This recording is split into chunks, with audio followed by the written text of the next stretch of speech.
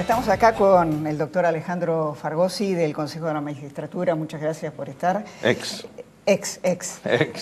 Y Carlos Raimundo, diputado Nuevo Encuentro. Gracias, Carlos, por estar con nosotros. Bueno, hoy se ha producido la novedad polémica de la rebaja de sueldo que sufrió a partir de una decisión, justamente, el juez Bonadío, 30% menos. La pregunta es, ¿puede Bonadío transformarse en un nuevo caso Campagnoli?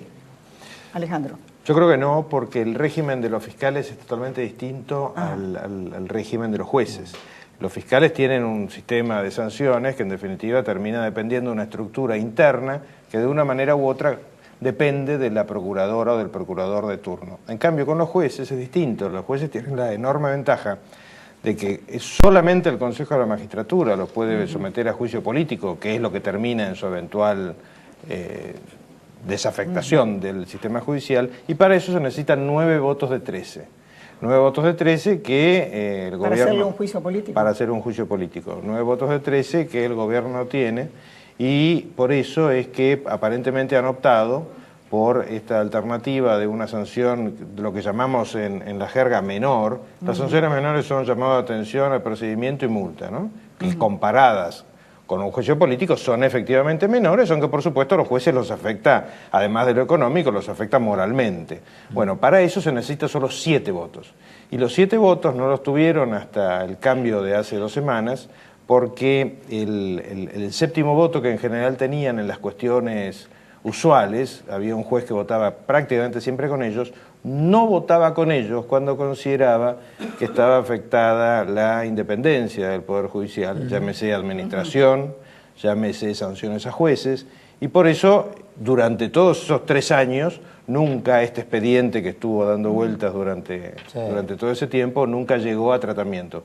Cuando cambió la composición del Consejo, se ha puesto a tratamiento, y el que reemplaza a ese juez, que es una doctora Vázquez, sí. Ha votado con el gobierno, y bueno, y le han impuesto esa siempre sanción. Es voto y fundamento, ¿no? O sea, no es solo levanto la mano. Sí, o sea, es voto y fundamento. Hay un problema extra en todo esto, vale la pena que lo comente, y es que hay un voto que desde mi punto de vista es nulo, que es el del senador Godoy. ¿Por qué? Porque cuando se sancionó el paquete de leyes de democratización de la justicia, hubimos varios que iniciamos juicios contra el gobierno por esto. Uno de esos juicios fue iniciado por mí, y en ese juicio hay una medida cautelar firme, confirmada por la Cámara, que impide que los miembros del Consejo de la Magistratura no sean abogados. Es decir, que hoy en día, para ser miembro del Consejo, hay que ser abogado, como decía la ley que fue derogada por el gobierno. Bueno, el senador Godoy, más allá de sus virtudes personales, que obviamente no pongo en tela de juicio, no es abogado, y por eso es que yo creo que su voto es nulo, pero bueno, es una decisión que tendrá que tomar o el Consejo, o el senador Godoy, o el doctor Bonadío, no me compete a mí. Diputado Raimundi, ¿cómo podemos explicar esto? ¿Esto es una manera de amenazar a un juez que está investigando? ¿Cuál es su interpretación de lo que ha pasado? Bueno, yo tengo una mirada completamente distinta, pertenezco a la visión que tiene el gobierno, el oficialismo, sobre todo el problema de la justicia. Yo creo que sería muy bueno que los jueces pagaran impuestos, por ejemplo, que el gobierno no tiene la justicia a favor. Si tuviese alguna incidencia sobre la justicia, el predio de la sociedad rural estaría expropiado, la ley de medios no hubiera tardado tanto en ser constitucional, se hubiera declarado constitucional los proyectos de reforma judicial del año pasado. No tiene mayoría para destituir jueces, no se consigue ese número dentro de los 13 miembros. Y el caso del doctor Bonadío particularmente tiene varios pedidos de juicio político, ¿no? En el Consejo de la Magistratura. Ninguno de ellos prosperó, a pesar de haber sido fundamentados y demás. Y yo creo que el juez Bonadío, como tantos otros casos, va a tener un poquito así de hojarasca en estos días, y después la gente común, digo, no los que titulan los diarios, que es un universo aparte, más abstracto. lo va a calificar como un representante opositor político y no como un juez, sino como un militante de la oposición, y seguiremos adelante y seguirán estas polémicas en un lugar, y en otro lado nosotros trataremos de poner leyes y de sancionar leyes que sean mejores para la gente, ¿no? Esto no es bueno para la política, que una justicia, digamos, politizada y una política judicializada. Es muy destructivo esto en el fondo, no es bueno para la política. Sí, claro, bueno, la verdad yo no debería ser el destinatario de la pregunta. Nosotros en el Parlamento, cuando sancionamos una ley, vamos y sancionamos una ley, la debatimos, la discutimos. La oposición le hizo un juicio penal al presidente de la Cámara por el tema del Código Civil. Así que los que judicializan la política ante la impotencia de poder plantearla en otro poder son otros. Y sobre la politización de la justicia, yo creo que... El otro día escuchaba una noticia de que había ganado aquí, creo que para el representante de los abogados en la capital federal, una persona que estaba apoyada por un sector del Colegio de Abogados y por el PRO. Cosa que no me parece mal, ¿eh? Lo que digo, la justicia está politizada.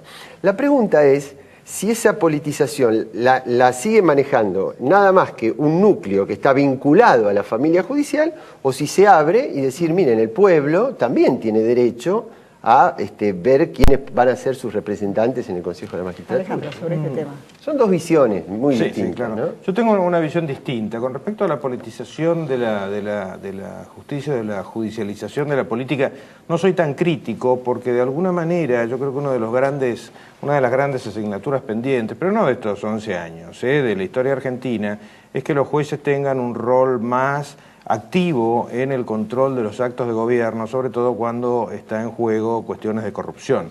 Este tema es gravísimo y cuando uno compara la Argentina con otros países, la deuda es muy grande. O sea, no hace falta ir a Brasil, se puede ir a España, Italia, Francia, Alemania, Estados Unidos. Es decir, la lista es enorme de líderes políticos que han pasado por la justicia y se han quedado dentro de la cárcel, no han vuelto a su casa.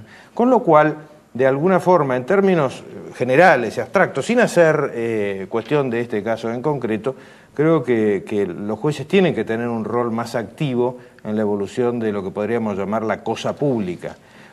Desde el punto de vista de lo que podríamos considerar el opuesto, que es la politización de la justicia, es más opinable. Lo ideal es que la justicia sea más independiente. Abstracta, más independiente. O sea, la independencia de los poderes no lo estamos observando en Argentina en estos tiempos. Exactamente. Ni a favor ni en contra de nadie. Debe ser independiente. Hay algo que en general no se sabe y vale la pena comentarlo, es que el paradigma de Corte Suprema que tiene el sistema constitucional argentino, que es la de Estados Unidos, ha tenido en general una posición mucho más política de lo que se cree. Los jueces en la Corte norteamericana recién en los últimos 20 años han sido seleccionados de ambientes académicos. Hasta hace 20 años, o sea, durante los primeros 200 de historia de Estados Unidos, venían mucho más eran abogados que venían de la política.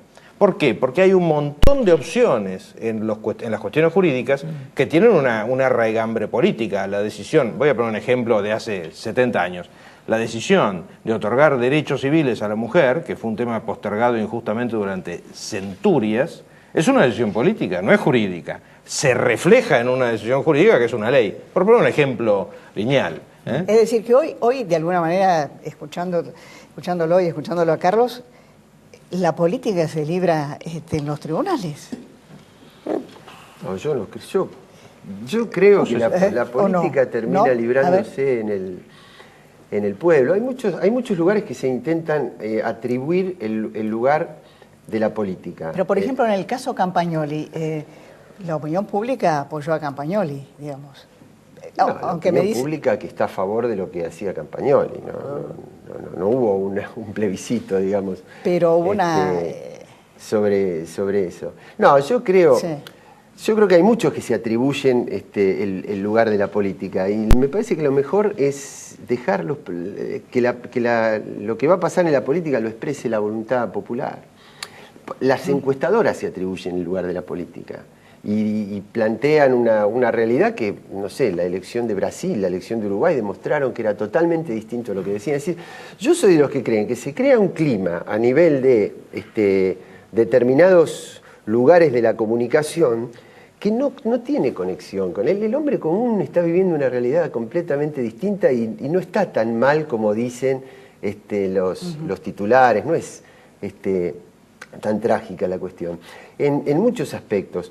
Uno de ellos, el de la corrupción, yo creo que es una cosa de manual. Hay como además, cuando uno ve lo que está pasando en distintos países con gobiernos populares en América Latina, en todos pasa lo mismo.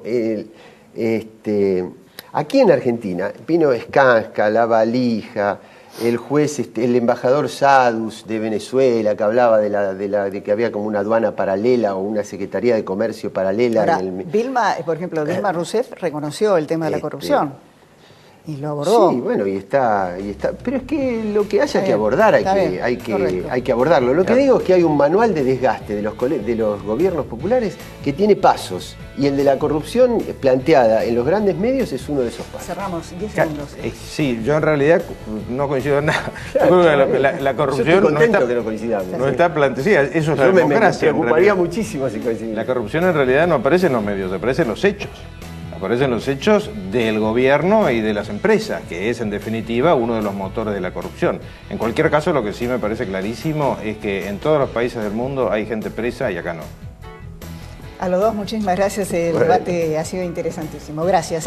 Gracias. Hasta la semana que viene. Chao.